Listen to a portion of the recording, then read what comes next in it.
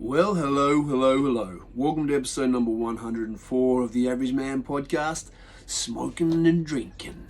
Not what I feel like doing right now, because this average man is Crook.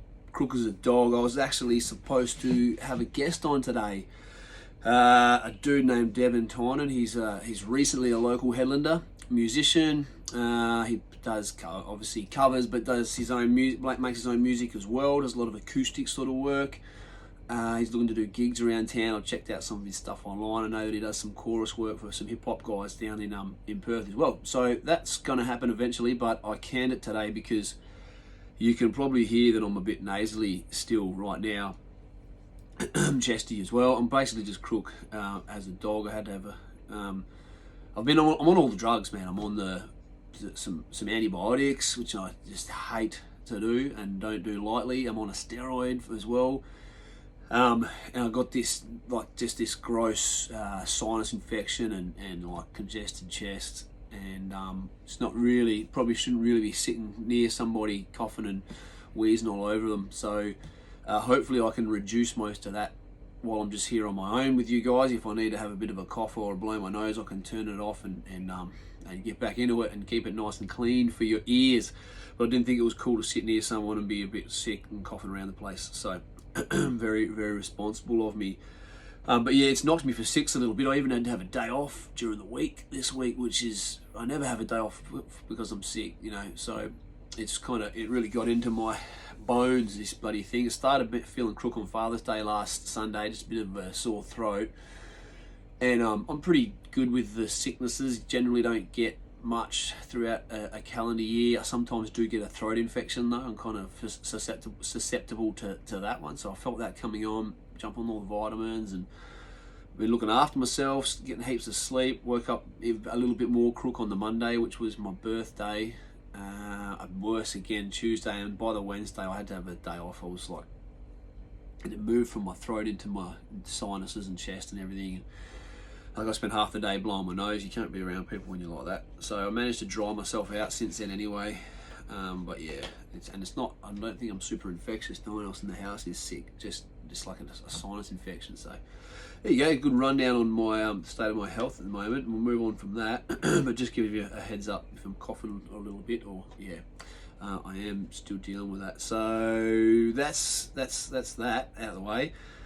And I did just say I've been getting a lot of sleep and looking after myself, taking all the vitamins and that, which was good and was working quite well until Friday night came along. We had a bit of a social club do through my work, and I got FOMO and didn't want to miss out, so instead of going, nah, I'm sick, I won't go, I went. It was just a trivia night at the walkabout, so nice and harmless, just a trivia night, all good. Go there, a few beers, play some trivia, come home.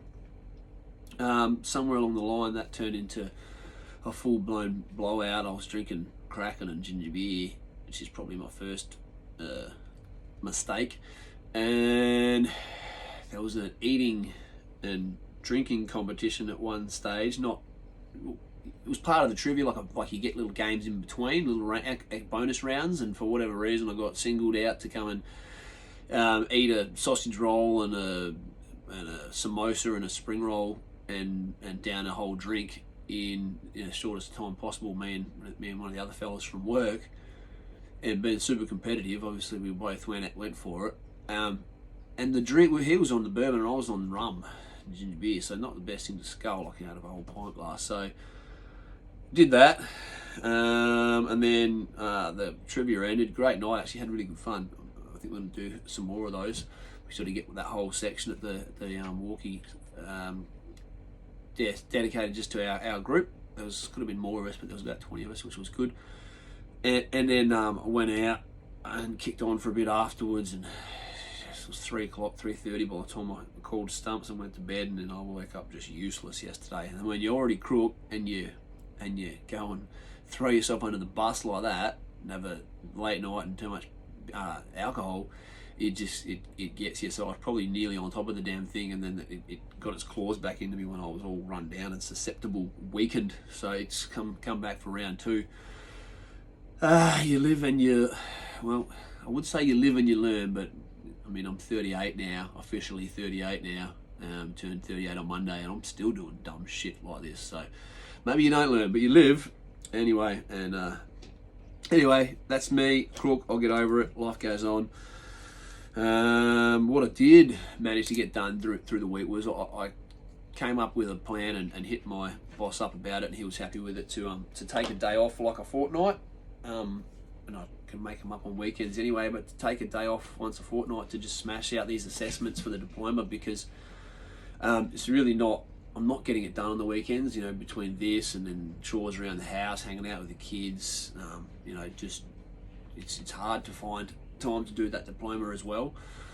So I'm going to take a day off a fortnight and get a good like 5-6 hour block of time to just smash those assessments out. And while I was crook this week, I used that as my first opportunity to do so, and actually had a pretty productive day.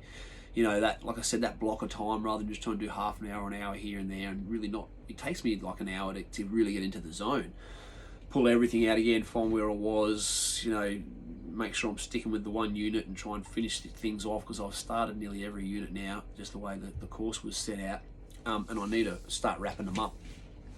So it was good. That was productive, and then I'm happy with that decision to do it this way, because I need to get this thing smashed out. I want to get it smashed out this year. That's the plan. That's still the plan, even though I'm not on target at the moment. I try and make up for lost time, and I'm pretty good like that. That's sort of how I've always operated my whole life at school.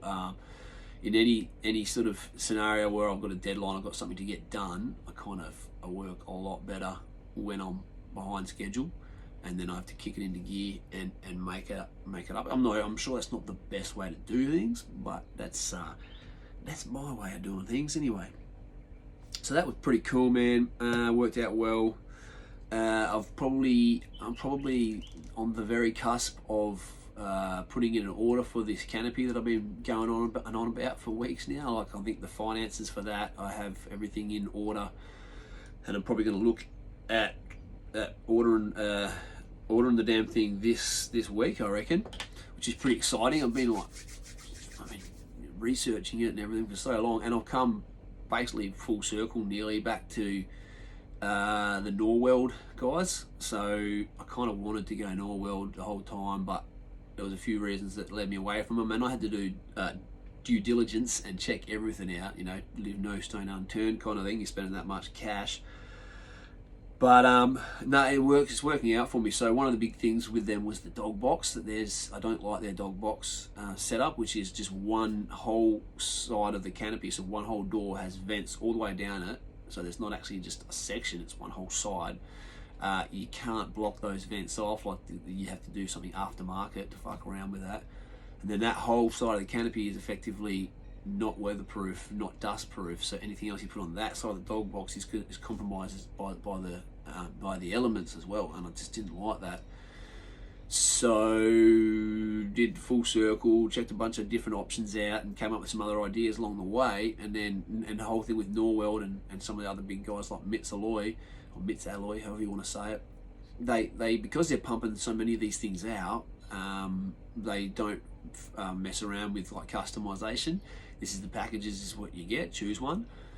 But I did manage to chat to Jonathan from the New South Wales branch there, and you know, this was the second or third time I spoke to him, and really just let him know that the one thing that was holding me back was that, and what I needed and what I wanted. And they come to the table for us, which means they're going to give us the dog pod option, which is split down the middle from back to front. There's a divider that's fully sealed, so one side fully sealed from the weather, one side wouldn't be. It's got two holes in the corners of the canopy as well, so you can wash it out and water can drain out of it.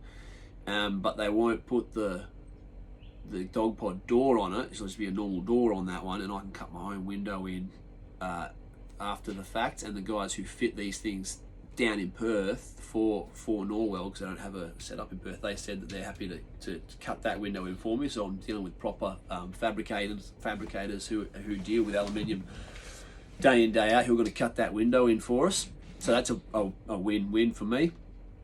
And that was the one that sealed the deal, really. And I'll get to go with Norwell, who are basically the premier company. Mitz Alloy probably not far behind them. It's probably a matter of opinion what you like when it comes to those two companies. But pretty happy to be on.